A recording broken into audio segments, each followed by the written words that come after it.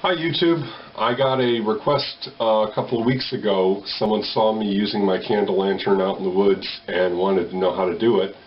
And since there don't appear to be any videos out there right now on how to make a hobo candle lantern, I thought I'd put this out there so that everyone can play around with it and maybe enjoy it. Who knows?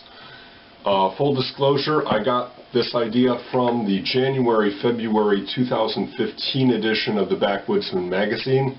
Can't find that issue right now, so I'm just using this as a prop, but it's got an interview with Morris Kochanski in it. So if you're not a subscriber and you don't read this magazine, you should be. Read it. It's awesome stuff. Alright. Okay, to make this, here's what you're going to need. First off, you're going to need a can. This is a 15-ounce can of fruit, but any can of the medium size will do. If you want to make a big one like this, I'd go with baked beans, slightly bigger can. You're going to need a bottle just big enough to fit inside of your can. So for this little guy here, I'm using a common beer bottle that fits inside. For the bigger one, you're going to need to go 750 milliliter wine bottle. That's what I used. And you're going to need a soda can, either size, for the reflector. You're also going to need a candle to put inside. This is a 1 1/4 inch pillar candle, and you can just cut it down to the right size to fit in your lantern. And you're going to need some tools. You're going to need, or at least you really want, a Dremel tool. This is a cheap Harbor Freight knockoff that I got for under $10. It did the job great. You're going to want something to cut metal with. This is a pair of industrial shears, metal cutting scissors. You're going to need an old-fashioned can opener. They call these a church key with the triangular shape. And that'll be for your lid. And you're going to want some toothpaste. And I'll tell you why when we get to that point. Okay, to start with, take your can, open it up in the normal way around the top, and empty it. Eat the contents. Fruit is good for you. Eat your beans. When you're done with that, wash it out, take the labels off, get rid of them, and get out your Dremel. You're going to want to, see, I'll use this one as a demonstration. I made this yesterday for my son. You're going to want to make a rectangular cut, about a ½ inch from the bottom up to within an inch of the top, and extending about halfway around the can itself. So using a Dremel, that's really easy. You could use a chisel and a hacksaw. It doesn't matter. Cut the metal however you choose to do it. When you're done with that, you'll want to drill 2 holes just above the edges of the cut, and that's going to be for your handle.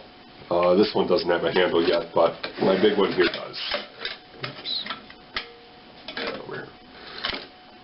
Wire handle makes this a lot easier to use out in the field.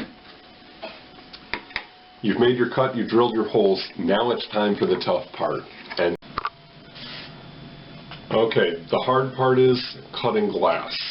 What you need to do is figure out a way to cut this glass so that it will extend just over the top edge of your cut on the bottle or on the can. There's a lot of ways to cut glass. None of them work every time. What I've found is scoring a line, scratching a line with a file, or yesterday it was with this old sharpening stone, which did a pretty good job.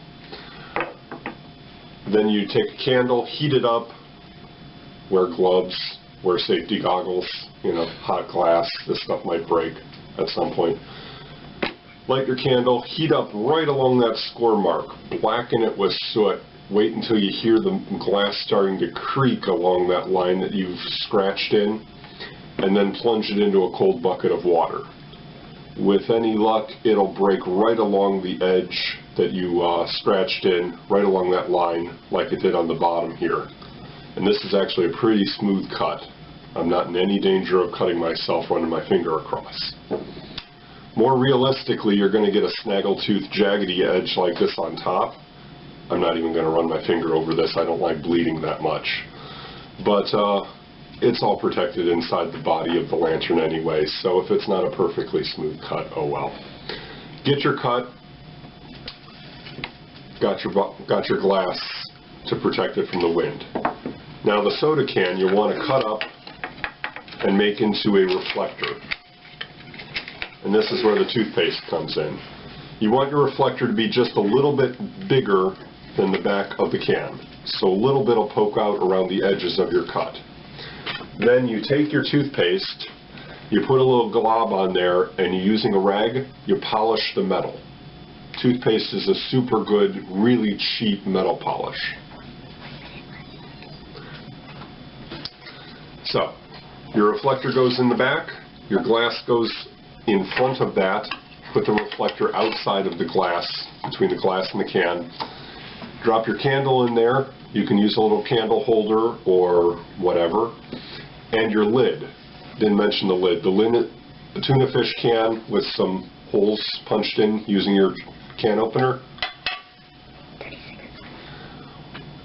Or if you get fancy, you can bend it so that it fits inside the body of the can like that, giving it a little more protection. Drop in a candle, light it, put a handle on it, you're all good. Thanks, and I hope this enlightened you. Bye.